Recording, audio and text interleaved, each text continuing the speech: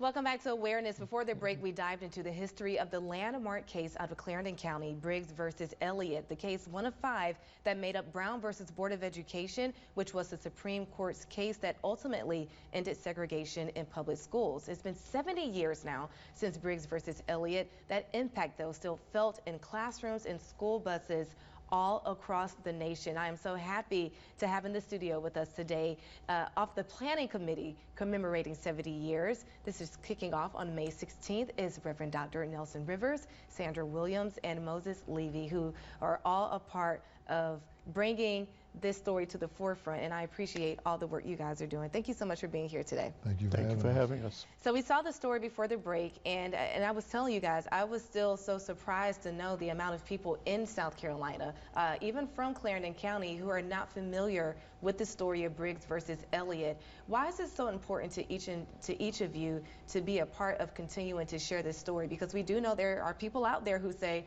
that happened a long time ago. It's 70 years ago. Why are we still talking about it? Surely we have moved on since then. I think it's very important because of the struggle that the petitioners and the plaintiffs went through to get us where we are today.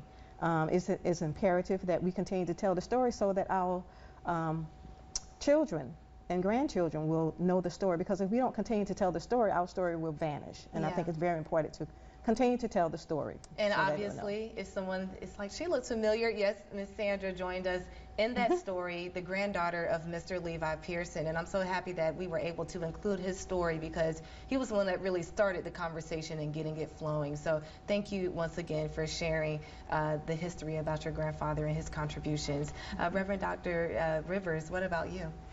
Because it's critical to understand how we got here. Because there's so much being done now trying to take us back. We need folk to know what back was and why we're not going back. Also, this was done with folk who were just regular people, who had the courage to risk their lives, income, jobs, for us, for now.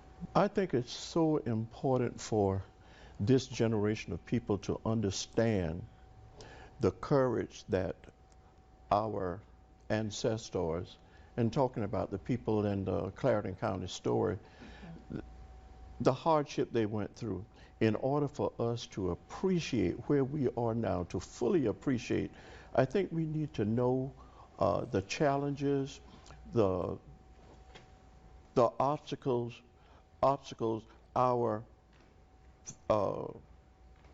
foreparents went through. Because if we don't know that, then we just assume that everything that we is just because it was owed to us. It's supposed to be given to us. And I think in our generation of so many of our people now, we think that these things are to be given to us because we live in the now generation.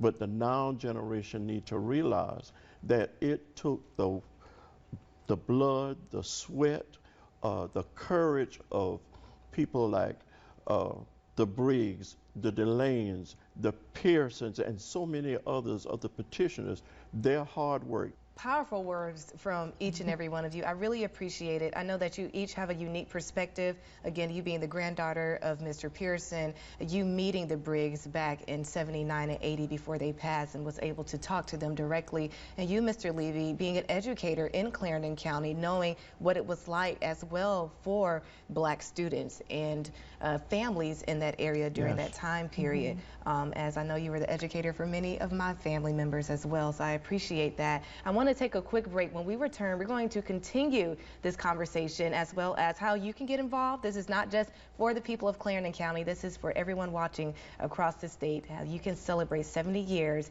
and make sure that we don't repeat history. We'll be right back.